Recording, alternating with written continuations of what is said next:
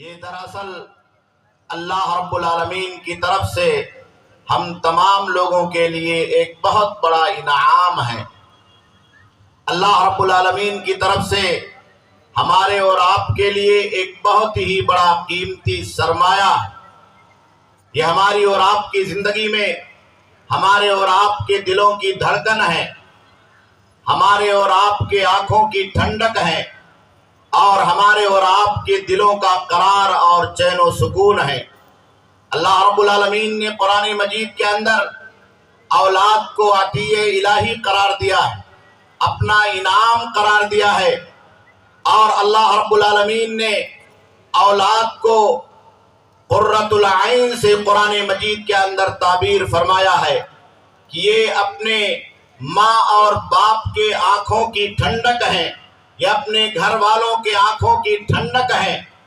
میرے دینی بھائیوں اور دوستو، اتنا قیمتی سرمایہ، اتنی عظیم الشان دولت اور اتنی بیش بہا نعمت اللہ رب العالمین نے ہمیں اور آپ کو عطا کی ہے۔ ظاہر سی بات ہے، اس کی حفاظت، اس کی دیکھ ریکھ، اس کی پرورش اور پرداخت اور کما حقہ اولاد کے حقوق کی ادائیگی، یہ ہماری اور آپ کی ایک بہت ہی بڑی ذمہ داری ہے جو اللہ رب العالمین نے ہمیں اور آپ کو عطا کیا ہے۔ اور پیارے نبی جناب محمد رسول اللہ صلی اللہ علیہ وسلم نے اپنی تعلیمات کے ذریعے سے اور اپنے اسوہ حسنہ کے ذریعے سے ہمیں اور آپ کو اس بارے میں ہدایات عطا کی ہیں۔ آئیے مختصر وقت میں دیکھیں کہ ہمیں اور آپ کو اپنی اولاد کی حفاظت کے تعلق سے، ان کے دین اور ایمان کے تحفظ کے تعلق سے، ان کی دنیا اور ان کی آخرت کو بہتر بنانے کے لیے، ان کی زندگی اور ان کے مستقبل کو خوشحال بنانے کے لیے، اور ان کی زندگی کو اللہ رب العالمین کی معرفت سے، اللہ کے دین سے جوڑنے کے لیے، پیارے نبی جناب محمد رسول اللہ صلی اللہ علیہ وسلم کی سنت مطہرہ اور مقدسہ سے جوڑنے کے لیے ہمیں اور آپ کو کیا کرنا چاہیے اور کون سی ذمہ داری ادا کرنی چاہیے۔ سب سے پہلی بات جو ایک والدین کے لیے، گھر کے سرپرستوں کے لیے، گھر کے بڑوں کے لیے، سماج کے بڑوں کے لیے ضروری ہے، اولاد کی بہترین تربیت اور اولاد کی بہترین تعلیم کے لیے کہ ہم خود ان اولاد کے لیے، اپنے بچوں کے لیے بہترین قدوہ، بہترین آئیڈیل اور ایک اچھا نمونہ بن جائیں۔ اگر ہمارا کردار اچھا ہوگا، ہمارے کیریکٹر اچھے ہوں گے، ہماری سماجی زندگی اچھی ہوگی، اور ہم خود اللہ رب العالمین کے دین کے تعلق سے، پیارے نبی جناب محمد رسول اللہ صلی اللہ علیہ وسلم کی لائی ہوئی دعوت توحید اور سنت کے تعلق سے اپنی زندگی کے اندر خود ایک نمونہ بن کر کے اپنے گھروں کو روشن کریں گے، تو ہماری اولادیں، ہمارے بچے، ہمارے گھروں کے یہ معصوم چہرے ہم سے اور آپ سے دنیا کی یہ روشنی، دین کی یہ روشنی، توحید اور سنت کی یہ روشنی خود بخود سیکھ لیں گے۔ بہت زیادہ سکھانے کی، بہت زیادہ بتانے کی، بہت زیادہ تنبیہ اور تحذیر کی، اور بہت زیادہ ان کے تعلق سے ہمیں اور آپ کو فکر مندی کرنے کی ضرورت پیش نہیں آئے گی۔ اللہ رب العالمین نے بچوں کو جو صلاحیت دی ہے، وہ صلاحیت تلقین کی ہے، وہ صلاحیت کاپی کرنے کی ہے، وہ صلاحیت بڑوں کو دیکھ کر کے ان کے نقش قدم پر چلنے کی ہے۔ اگر سماج قدوہ بن جائے، اگر والدین قدوہ بن جائیں، اگر گھر کے بڑے قدوہ بن جائیں، تو یہ بچے ہماری اور آپ کی زندگی کے اندر اللہ رب العالمین کے فضل اور توفیق سے اپنی زندگی میں وہ انقلاب پیدا کریں گے، اپنی زندگی کے اندر وہ بہتری محسوس کریں گے، اپنی زندگی کے اندر وہ اچھائی محسوس کریں گے جو انہوں نے اپنے بڑوں سے سیکھا۔ اس لیے ہمارے بڑوں کو چاہیے، خاص طور پر والدین کو چاہیے، گھر کے گارجین اور سرپرستوں کو چاہیے کہ وہ اپنی زندگی کو خود قدوہ بنائیں، توحید میں قدوہ بنائیں، سنت کی اتباع میں قدوہ بنائیں، نمازوں کی پابندی میں قدوہ بنائیں، اچھے اخلاق اور اچھے کردار میں اپنے آپ کو قدوہ اور نمونہ بنائیں، حلال اور حرام کی تمیز میں اپنے آپ کو قدوہ اور نمونہ بنائیں۔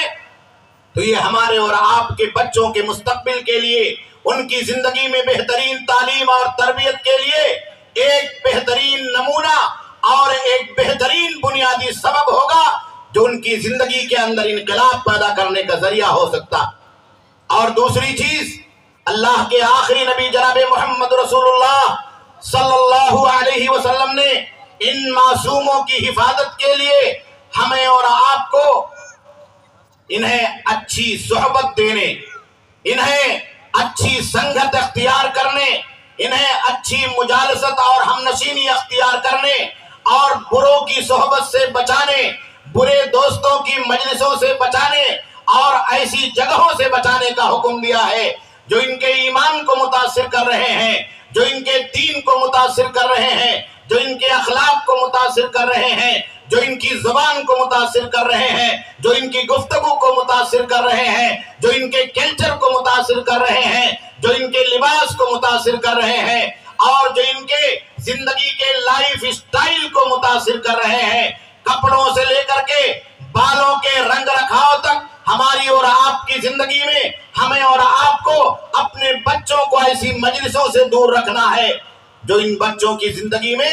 ایسے اثرات پیدا کرتے ہیں جو انہیں اسلام سے دور کرنے کا، اسلامی تہذیب سے دور کرنے کا، اللہ کے آخری نبی جناب محمد رسول اللہ صلی اللہ علیہ وسلم کی سنت سے اور آپ کے بتائے ہوئے کلچر اور تہذیب سے دور کرنے کا ذریعہ اور سبب ہے۔ آپ دیکھیے ہمارا اور آپ کا یہ بچہ، ہمارے اور آپ کے گھروں میں پلنے اور بڑھنے والے یہ معصوم چہرے، ان کی مجلسیں کہاں ہو رہی ہیں، ان کی بیٹھکیں کہاں ہو رہی ہیں، ان کے فرینڈ سرکل کون سا ہے، اور یہ ان مجلسوں میں کون سے بچوں کو، کون سے ساتھیوں کو، کون سے دوستوں کو، سماج اور معاشرے میں گلی اور محلے میں رہنے والے بچوں کو اپنا ہمنشین، اپنا دوست اور اپنا اچھا ساتھی بنا رہے ہیں۔ میرے بھائی اور دوستو، اگر ہم نے اور آپ نے اس پر غور نہیں کیا تو آج بری سنگتوں کے حوالے سے، جیسا کہ آپ نے معزز علماء کرام کے ذریعے سے سماعت فرمایا کہ نشہ خوری کی لعنت بچوں کے اندر، معصوموں کے اندر، نابالغوں کے اندر، 15 سال سے نیچے 10-12 سال کے بچوں کے اندر اتنی بری طرح سے جراثیم کی شکل میں پھیل رہا ہے، جڑ پکڑ رہا ہے کہ اللہ رب العالمین کی پناہ ہے۔ آپ چلے جائیے مسلم محلوں میں، آپ چلے جائیے اپنی ان گلیوں میں جہاں ہمارے اور آپ کے قوم اور سماج کے لوگ رہتے ہیں، اللہ کی پناہ ہے۔ نشہ خوری کی لعنت کس طریقے سے عام ہوتی جا رہی ہے اور یہ غلط سنگت کا، بری صحبت کا نتیجہ ہے۔ آج ہم اپنے بچوں کے سلسلے میں بہت اوور کانفیڈنس رہتے ہیں، ہمارا اعتماد اپنے بچوں پر اتنا زیادہ ہے کہ ہم نے اپنے ذہن سے یہ تصور نکال دیا ہے کہ یہ بچہ گھر سے باہر رہے، یہ اسکول میں رہے، یہ کالج میں رہے، یہ سماج میں رہے، یہ فیکٹری میں رہے، یہ کارخانے میں رہے، کہیں بھی رہے، یہ بگڑ نہیں سکتا ہے، اس کو کوئی بگاڑ نہیں سکتا۔ یہی وہ بنیادی کمزوری ہے جس نے ہمیں اور آپ کو اپنی نگاہوں کو ان بچوں پر رکھنے سے دور کر رکھا۔ اگر ہم اپنی نگاہ ان بچوں پر نہیں رکھیں گے، ان کی مجلسوں پر اور ان کے ساتھیوں پر نہیں رکھیں گے تو اللہ کی پناہ ہے ہم اپنے ان بچوں کو بگڑنے سے بچا نہیں سکتے۔ محبت بھی ہو، ان بچوں کے ساتھ رحمت کا ماحول بھی ہو، شفقت کا ماحول بھی ہو، اور ہماری اور آپ کی طرف سے وہ تجسس بھری نگاہیں بھی ہو جو سماج اور معاشرے کے ان معصوموں کو کھوکھلا کر رہی ہیں، سماج اور معاشرے کے ان بچوں کے اخلاق کو، ان کے تعلیمی کیریئر کو، ان کے مستقبل کو، یہاں تک کہ ان کے جوانی کو برباد کرنے کا ذریعہ اور سبب بنی ہوئی ہے۔ اور تیسری چیز ہے بہتر تعلیم، بہترین تعلیم کا نظم و نسق ہو۔ آج ہم دعوے تو بہت کرتے ہیں، آج ہم اپنی زندگی کے اندر احساسات اور تاثرات کا اظہار تو بہت کرتے ہیں، بڑی بڑی باتیں کرتے ہیں، لیکن ہم نے اپنے بچوں کے لیے کیا کیا ہے؟ ان کی دینی تعلیم کے لیے کیا کیا ہے؟ ان کی دنیاوی تعلیم کے لیے کیا کیا ہے؟ نفع بخش تعلیم دینے کے لیے ہم نے ان کے لیے کیا انتظام کیا ہے؟ ہمارے گھروں کا ماحول کیا ہے؟ ہمارے گھروں کی دلچسپیاں کیا ہیں؟ ہمارے گھروں میں جو بڑے رہتے ہیں انہوں نے کس طریقے سے ماحول کریٹ کیا ہے کہ بچے تعلیم کی طرف توجہ دیں، بچوں کا ذہن تعلیم کی طرف راغب ہو، ان کے ذہن و دماغ دماغ کے اندر تعلیم کا شوق پیدا ہو، اچھی تعلیم کا شوق پیدا ہو، چاہے وہ دینی تعلیم ہو، چاہے وہ عصری تعلیم ہو، چاہے وہ اعلیٰ ڈگریاں ہوں، چاہے وہ دین کی ڈگریاں ہوں، چاہے وہ توحید سیکھنے کے تعلق سے ہو، اور چاہے دنیا میں ستاروں پر کمندیں ڈالنے کے تعلق سے ہو۔ ہمارے پاس کوئی پلاننگ نہیں ہے، ہمارے پاس کوئی منصوبہ نہیں ہے، ہمارا بچہ کس طریقے سے تعلیم حاصل کرے گا، گھروں کے اندر تعلیم کے لیے کیا ماحول بنایا جائے گا،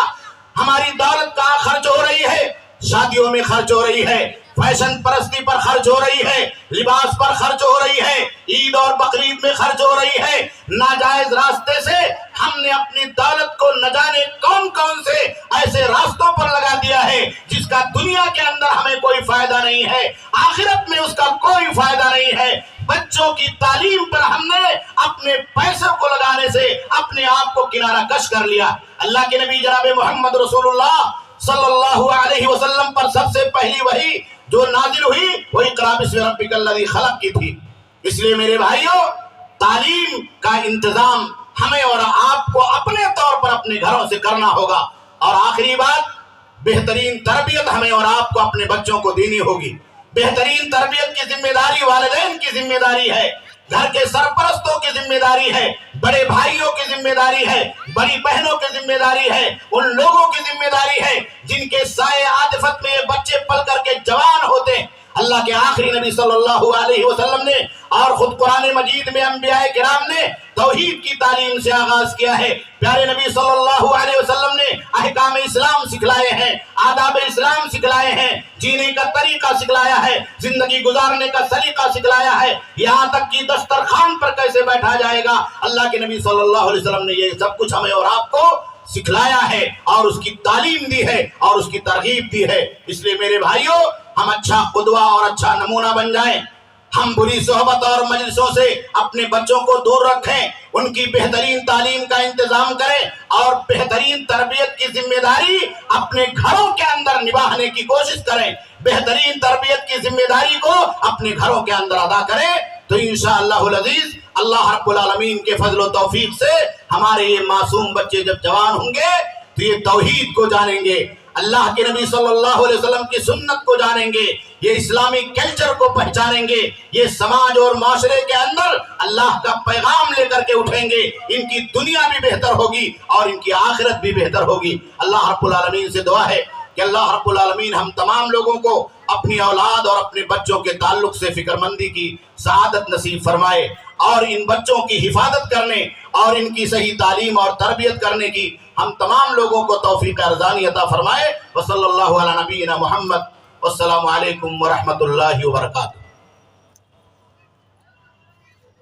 حضرات گرامی، اب اس کے بعد ایک بہت ہی ضروری اعلان آپ حضرات کے گوشے گزار کرنے جا رہا ہوں۔ جمعیت اہل حدیث مالونی ملاٹ ویسٹ کی طرف سے